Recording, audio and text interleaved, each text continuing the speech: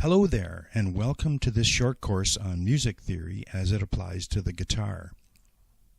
In this lesson, we start by getting our terminology straight. That way, we'll know what we're talking about as we move along in the course. First, let's take a look at the guitar and make sure we understand the parts that are involved. The typical guitar has a neck and a body. The guitar strings are strung along the neck of the guitar from the tuning pegs at this end to where they're anchored down here at this end. Now, I'm sure you know that a guitar string makes musical sounds by vibrating. So for our purposes, we're concerned with the part of the string that actually does the vibrating. That's the part that runs from the nut here at the tuning end to the bridge at the end that's anchored in the body of the guitar. The strings make sounds having a certain pitch, and that pitch is determined by the length of the string. As you probably already know, you change the length of the vibrating string by pressing down on the string at a fret. The frets are these metal inserts you see down the length of the neck, and that's why the surface of the neck is called the fretboard. If you start with an open string, as you move up the fretboard towards the bridge, pressing on higher frets one at a time, the pitch of the sound created by the string gets higher and higher. Each fret raises the pitch by what is called a semitone. As you move up in pitch, you eventually come to a note that sounds the same, only higher. That's when you've gone up an entire octave. At this fret, the string is vibrating twice as fast as it was when you started with the open string. It just so happens that there are 12 semitones in an octave, so that means there are 12 frets between octaves on the guitar. And coincidentally, the 12th fret is at exactly halfway between the nut and the bridge. That's why we'll call the 12th fret the octave fret. The notes at the 12th fret are the same as the open position, only an octave higher.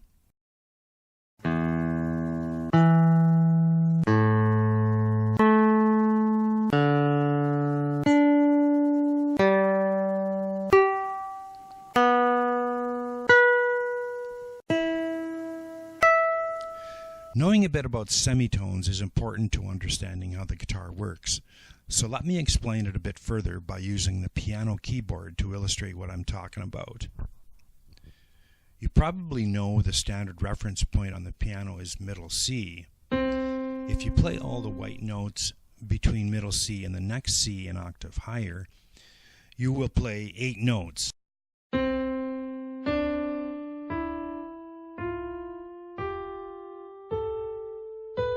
This is called the C major scale. It's all white notes for the C scale, no black ones. However, if you play all the white and black notes in order from middle C to the next C an octave higher, you'll be playing 13 notes.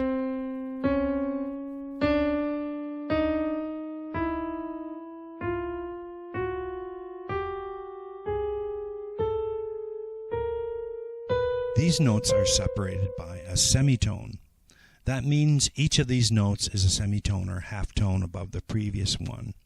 This is where the comparison with the guitar comes in, because playing all the keys on the piano corresponds exactly to playing fret by fret on the guitar. Here's a sequence of notes going from E to A,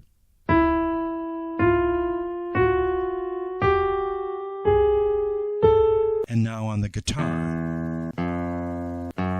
With a chromatic scale, it doesn't really matter where you start.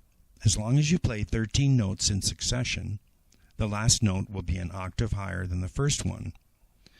For example, if you start on the low E string, the thick one, playing E at the open position, you'll end up at the 12th fret, playing E an octave higher.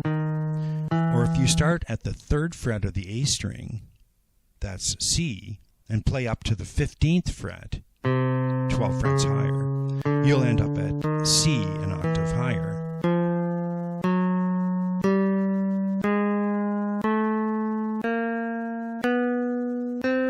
Learning about frets, semitones, and octaves is a good starting point for moving on to more complicated musical theory in future lessons. In the next one, we'll put our new knowledge to work. We'll explain how the guitar is tuned. See you there.